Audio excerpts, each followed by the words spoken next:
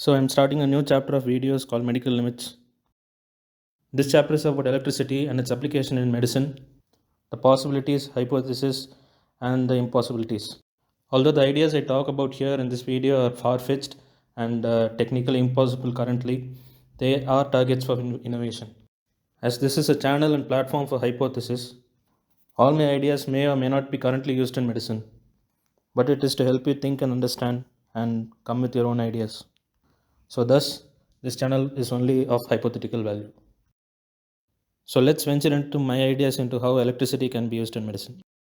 Copper has been used as one of the most common conductors of electricity, and copper atoms arranged in sequence in the form of a wire has been used for many years now. The outermost orbit of the copper atom can hold an electron for some time. As we bombard them with many electrons, the electrons jump from one copper atom to the other copper atom to the next copper atom, hence forming a sequence of electric current which can be calculated as Q charge per unit time traveled.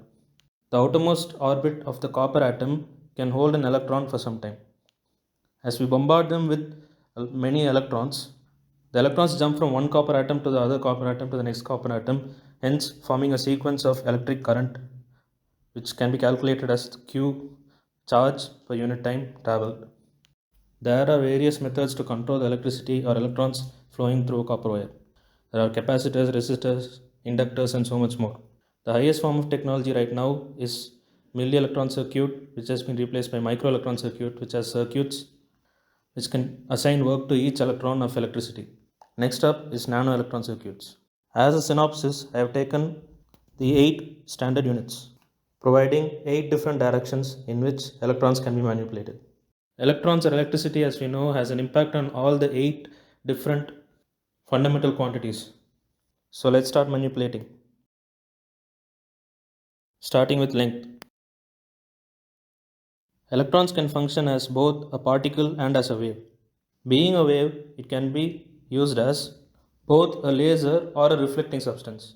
Semi-reflecting substances can be used for diagnosis such as X-ray material, and penetrating substances can cut through in surgeries. Electrons can work as both. Abnormalities in the human body can vary from the entire size of the human to a single atom level. Electrons can work in terms of size, precision, and cutting and correction done in surgeries. And one of the beautiful things about electrons is it can be converted into photons of light by photoelectric membranes, or it can be converted into sound or any other electromagnetic radiation. Thus, anything can be emitted by using electricity. One of the greatest examples for electrons in length or electricity in length is electron microscope. Electrons in an electron microscope penetrate through the specimen, and the specimen absorbs some of the electrons. Then the electron beam is refracted with the form of magnets. Thus, the straight line of electrons get diffracted and spread and fall on a photographic plate. Then the photographic plate absorbs the light on the electron absorbed areas and gives us this picture of the virus or the specimen. Imagine if this technology could be used upside down. Then a surgeon who works on tissue levels can operate on single cells. But the electron microscope today is a very cumbersome apparatus. But over time, just like vacuum chambers becoming small silicon chips today, electron microscopes may also become smaller and smaller. The length of each of these electron waves, which is the wavelength, defines its penetration power. But the frequency will decrease the penetration power as wavelength and frequency are inversely proportional. Wavelength of an electron wave can be manipulated using the source, the magnet around it, and the conducting material. High wavelength can have high penetrating power, thus they can cut through tissues, and low wavelength will have high frequency and high reflective power, which can be used for diagnosis and imaging through tissues. We need a physician's eye to predict where the lesions would have spread, because when we look at a macroscopic image, we may not be able to look at the microscopic data, and when we look at the microscopic nitty-gritty details, we may miss out on the mega image. This is the trouble with only diagnosing with length. Electricity can be converted into temperature. Electricity can be turned into hot and cold. For example, electricity can be turned into a stove. At the same time, electricity can be converted into a refrigerator. There are many examples where heat is used as treatment. But cautery is the only example where electricity or electric current is directly used in treatment. That is, to cut through or to stop bleeding. A far-fetched development for cautery could be placing multiple magnets within the body, like in the stomach cavity, and supplying electrons from an external source. These electrons can systematically accumulate in certain places and produce heat and burn those tissues that are not needed. It can also stop bleeding in arteries and veins, and if we develop further into capillaries. Time is like the fourth dimension. It works in tandem with all fundamental quantities. Can we travel through time with electrons? Maybe, but electricity can be used to fasten and slow processes.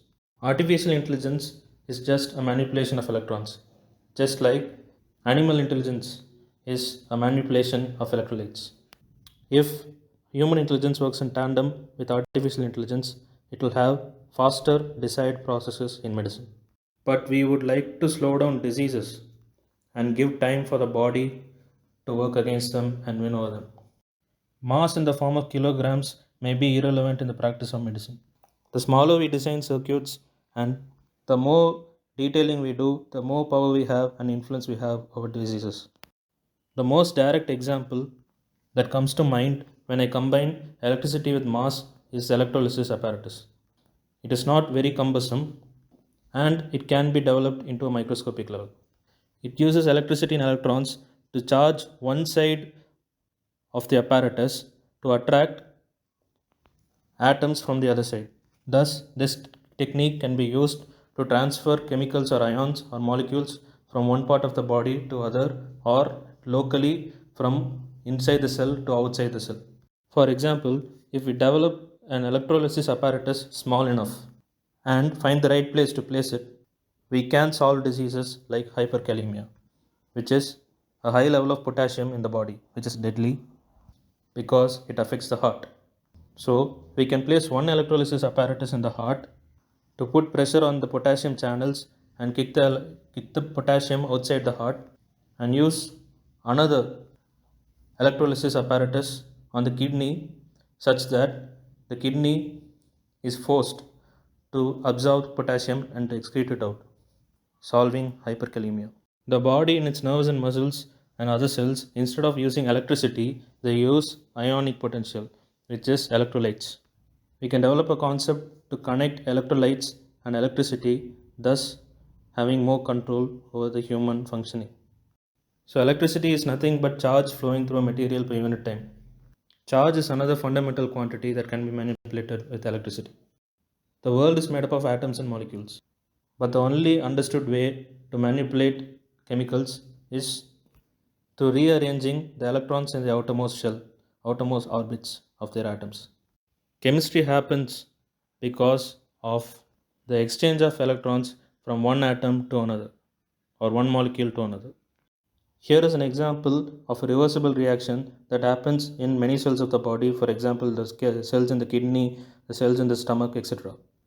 You may notice that carbon dioxide and water are just losing and gaining electrons to form different molecular compounds. Carbonic anhydrase here just acts as a catalyst to rearrange these electrons or add electrons to the hydrogen from another atoms, forming complicated bonds and forming a compound which is the same thing as the reactant. But if we actually add an electron to this chemical reaction or to this hydrogen atom, then the reaction will stop. Here is a beautiful example. This here is a chemical reaction invented by Sanger, one of the keystones or cornerstones of the Human Genome Project. Here, when a ribose sugar loses an oxygen molecule which has two negative charges, which is the same as two electrons, forms deoxyribose, which is the cornerstone of DNA. Now, if we artificially remove another oxygen molecule from deoxyribose, it becomes dideoxyribose and DNA replication stops, which means we are removing two negative charges from the compound, which is equivalent to two electrons. Thus, we can even stop and start DNA replication, which can be a basis for cancer therapy and stem cell technology. Thus, electricity can be used to stop, start, and to even direct chemical processes that happen in the human body. But coding simple electrons to do exact specific tasks is very difficult because there are a matrix of molecules in the human body. When we send an electric current, we don't know where or how the electrons will behave, where they will bind, and where they will detach. So, molecules and enzymes in the form of drugs are still being used in medicine instead of trying to control the body with electric current. Amount of substance or mole or molarity is just the number of atoms or molecules which are identified atoms or molecules taking part in a chemical reaction. Electrolysis is again taken as the example for this. There are many variations in the human body, but there are limits, and these limits provide particular numbers at which each chemical or each chemical reaction should happen. For example, there should be a certain amount of sodium in the blood and certain amount of sodium inside the cell. Although new molecules cannot be added with electricity, they have to come through food and water.